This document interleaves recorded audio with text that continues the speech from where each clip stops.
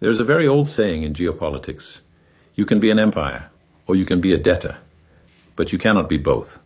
For 80 years, the United States defied this rule. They printed the money, and the world accepted it.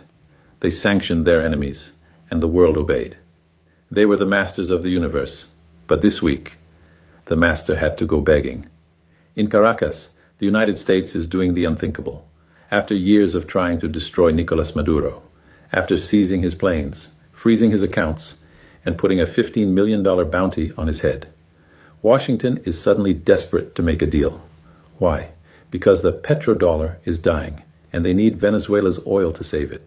And in Washington, the new Treasury Secretary, Scott Bessent, is facing a nightmare. He needs to borrow $3 trillion this year just to keep the lights on, but his usual customers aren't buying. So, he is forced to look across the ocean to the very country the U.S. calls its greatest enemy, China. Do you see the irony? The United States is currently waging an economic war against the two countries that it needs the most. I worked at the IMF for many years. I have seen this pattern before. When a superpower starts begging its enemies for resources, it is not a 4D chess move. It is a liquidation sale. Today we are going to look at the two desperate deals happening behind closed doors. The oil deal in Venezuela and the debt deal with China. Because if either of these deals fails, the American economy does not just recession, it stops. Let us start with the humiliation in Caracas. If you want to understand how weak the American empire has become, you do not need to look at the GDP numbers. You just need to look at who they are shaking hands with. 5 years ago, the United States declared that Nicolas Maduro was not the president of Venezuela. They recognized a man named Juan Guaido. They froze Venezuela's bank accounts. They seized their airplanes. They even put a $15 million bounty on Maduro's head like he was a cowboy outlaw in a Western movie.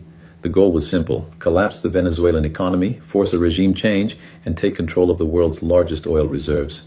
So, what happened? Maduro is still there, but the American oil strategy is dead. You see, the United States made a catastrophic miscalculation. They assumed that if they sanctioned Venezuelan oil, the world would stop buying it. But the world is hungry. China continued to buy. India continued to buy. And here is the detail that keeps the U.S. Treasury awake at night. They did not pay in dollars.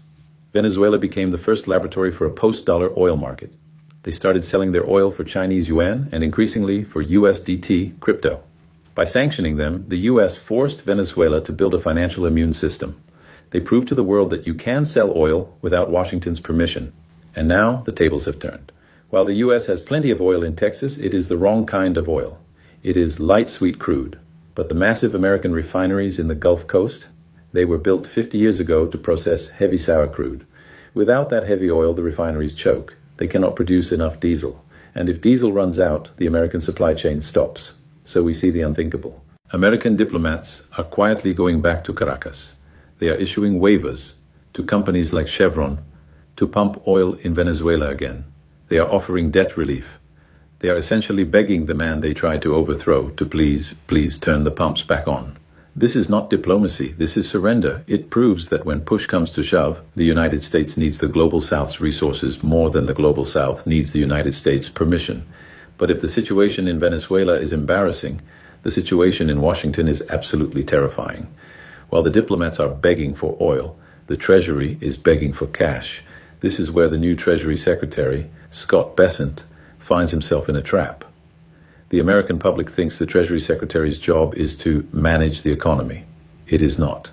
His job is to be a salesman. Every single year, the U.S. government spends trillions more than it taxes.